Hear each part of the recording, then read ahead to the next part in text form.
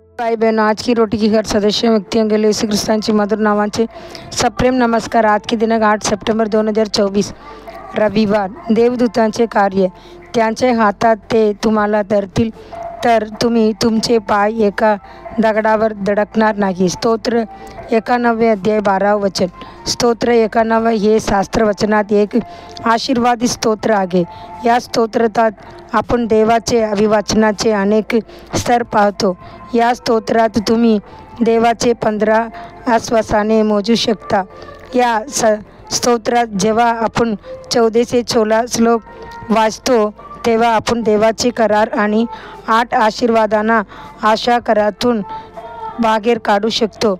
म्हणून ही भजन प्रत्येक वाचकाच्या हृदयाला स्पर्श करते आणि त्यांना आनंदी करते। जेव्हा त्याने उपवास केला आणि प्रार्थना केली तेव्हा की प्रभू येशूचे परीक्षण प्रयत्न केला वालवटात।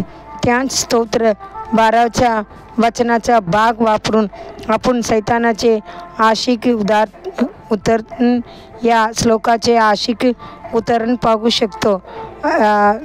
सैतानाचे प्रभू येशूला पवित्र नगरीकडे नेले आणि मंदिराचे शिखरावर ठेवले आणि त्याला सांगितले, जर तू देवाचा पुत्र आहेस तर स्वतःला खाली फेकून दे, कारण असे लिहिले आहे की देव त्यांचे दूतांना तुझ्यावर ठेवील आणि त्यांचे हातात ते तुला धरतील तर तू तुझ्या पायावर दगड फेकून दे। मत्ती अध्याय 4 6 वचन।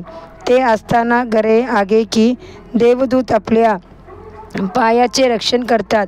आपण चर्चच्या छतावरून किंवा डोंगराची शिखरावरून किंवा इमारतीच्या 50च्या मजल्यापासून उडी मारू नये। जेव्हा आपले पाय नैसर्गिकरित्या स्लिप करतात तेव्हा देवाची कृपा आपल्याला टिकवून ठेवले आणि त्यांचे दूत येईल आम्हाला त्यांचे हातात संगण करा। जेव्हा आपण आमच्यासारखे सर्वात जास्त आगेलपणाची जागा देवाचे देवदूत आणि देवाचे कृपेने होईल आम्हाला टिकवून ठेवा। शिवाय संगणपण म्हणतो, माझ्या मुला संगणपण आणि विवेक बाळगू नका, मग तुम्ही सुरक्षितपणे चालत राहाल आणि तुमचे पाय अडकणार नाहीत। नीतिसूत्र 3 अध्याय 21 वचन 23 वचन। दाविदाने त्यांचे कृपेने व कृपाळू असलेल्या त्यांच्या सर्व आयुष्यासाठी प्रभूची स्तुती केली। दावीद म्हणतो, तू माझ्या मार्गाखाली माझा मार्ग वाढवलास म्हणून माझे पाय फोडले नाहीत। स्तोत्र 18 अध्याय 36 वचन।